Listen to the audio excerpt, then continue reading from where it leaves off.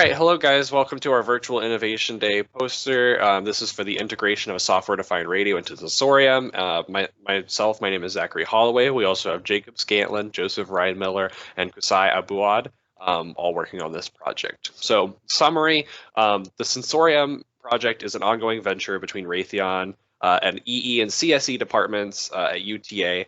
And its purpose is to create a super sensor that can capture data from a bunch of different sensors to help categorize an environment. Our specific group is working with an SDR that will capture electromagnetic waves like AM, FM, Bluetooth, Wi-Fi, air traffic control, transmission towers, and we will demodulate those, and it will give us the ability to gain more data about different environments. So if we were to place this in areas like low, medium, and high traffic environments, we would be able to classify what their data output from all the different sensors, including the SDR, would be like, and we'll be able to help the CSE team categorize those environments once that data is sent over to them. All right, so a little bit of background on the SDR aspect of the project. The SDR sort of acts as one of the sensors on the Sensorium, and the Sensorium is used for analyzing all different types of environments in an area where a microphone or a camera wouldn't be allowed, otherwise known as a non-invasive method of analyzing an environment.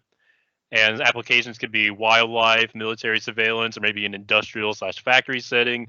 And what we're doing with the SDRs, we're using it as one of the sensors to detect nearby radio signals such as Wi-Fi, Bluetooth, amateur radio, AM, FM, air traffic control.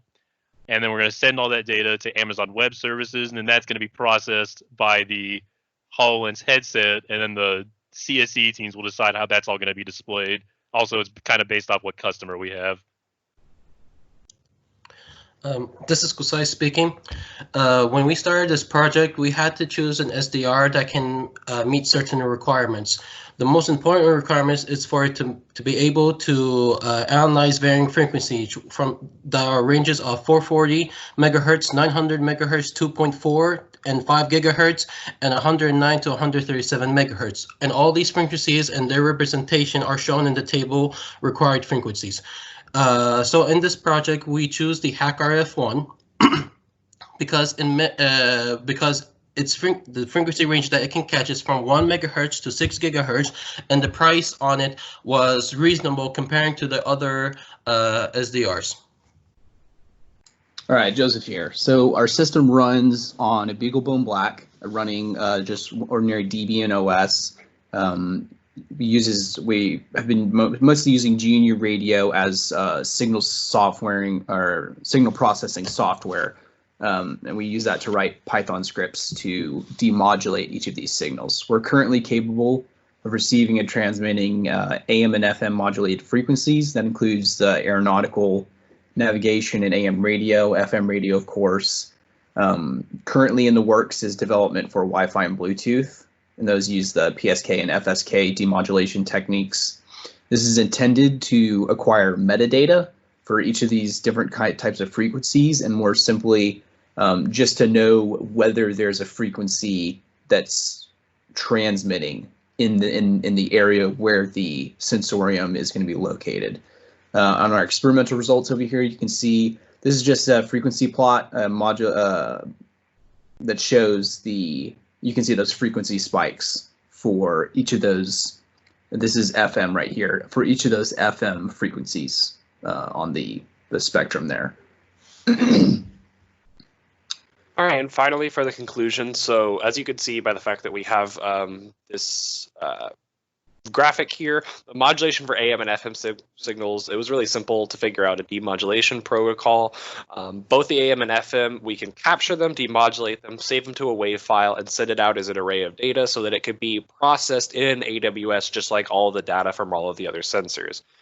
We're working on developing demodulation scripts for Wi-Fi and Bluetooth, which will give their metadata, like their SSIDs, over to AWS. The only issue here is that they use PSK and FSK protocols for modulation, which are significantly more challenging to write demodulation scripts for. But the other good news is that we do have current AM radio demodulation script, which can be adapted to capture and demodulate amateur radio and air traffic control, because they both still use AM demodulation or AM modulation protocols, and we can easily adapt it by just changing the frequency range that we're looking for. So thank you for coming to our virtual Innovation Day poster, and we will show you a quick demo of one of our AM or FM demodulation scripts.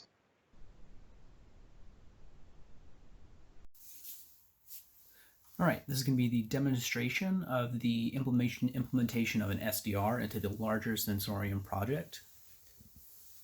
Right here, you can see our setup. This is the HackRF1, which is going to be receiving the signals, and this is the BeagleBone, which eventually the whole system will be driven by.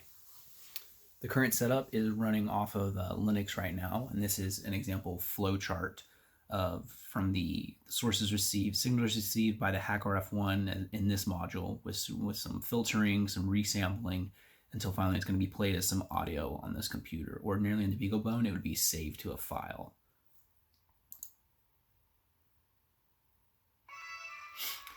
Right now we have this, it's tuned to look at 101 megahertz, as you can see by this frequency plot right here. And that frequency can be changed to whatever we want to look at. So, and the same scheme is pretty much the same for AM radio, except a little bit different coding scheme. So anyway, that concludes this demonstration.